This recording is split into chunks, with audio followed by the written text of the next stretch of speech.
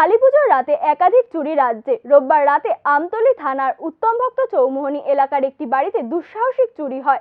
এই দিন রাতে ওই বাড়ি থেকে নগদ 1,20,000 টাকা অর্থ এবং প্রায় 2 লক্ষ টাকার সোনার গয়না চুরি গেছে। কালীপুজোর রাতে আনুমানিক 8:30 নাগাদ পরিবারের সকলকে নিয়ে ঠাকুর দেখতে বেরিয়েছিলেন উত্তমভক্ত চৌমুহনী স্থিত ঠাকুরপাড়া এলাকার দুলাল দেবনাথ। ফিরে এসে দেখেন ঘরের তালা ভাঙা। ঘরে ঢুকে লন্ডভন্ড জিনিসপত্র দেখে সম্পূর্ণ বিষয়টি বুঝতে পারেন তিনি। ঘরের বাইরে লাগানো সিসিটিভি ক্যামেরায় চোরের চেহারা সহ পুরো ঘটনাটি স্পষ্টভাবে ধরা পড়েছে।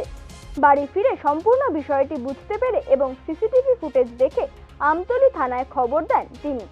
পুলিশ এসে তদন্তের আশ্বাস দিয়ে যায় পরিবারের সদস্যদের, কিন্তু সিসিটিভি ক্যামেরায় চোরের মুখ স্পষ্টভাবে ধরা পড়ার পরেও চোর ধরতে ব্যর্থ পুলিশ। কি হয়েছে দাদা ঘটনা?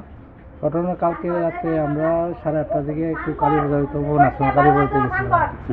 যাওয়ার পরে আমরা গেটে তালা দিয়ে গেছি। যাওয়ার পরে আমরা আশ্রমের পাশে আধা ঘন্টার মধ্যে ঘুরে এসেছি। দেখি আমাদের ঘরটা তালা ভাঙা, ঘরের ভিতরে সব আদর্শত সব বন্ধ ফেলাই না। আমার প্রায় 1,20,000 টাকার মতন ছিল ক্যাশ, আর স্বর্ণের জিনিস ওই আমার ছোটো বাচ্চার প্রায় 2-2.5 টাকা স্বর্ণের জিনিস সব নিয়ে গেছে, তালা ভেঙে গেছে। মানে কে এই ধরনের ঘটনা করছে আপনারা কি চিনতে পারছেন, শনাক্ত করতে পারছেন? তো আমরা সিসিটিভিতে যে ফুটেজ আছে, ফুটেজে আমরা লোকটাকে চিনতে পারছি না, কিন্তু চেহারাটা সব ক্লিয়ার আছে। আচ্ছা, থানাতে রিপোর্ট করছি। Bureau report, news now, Agartala.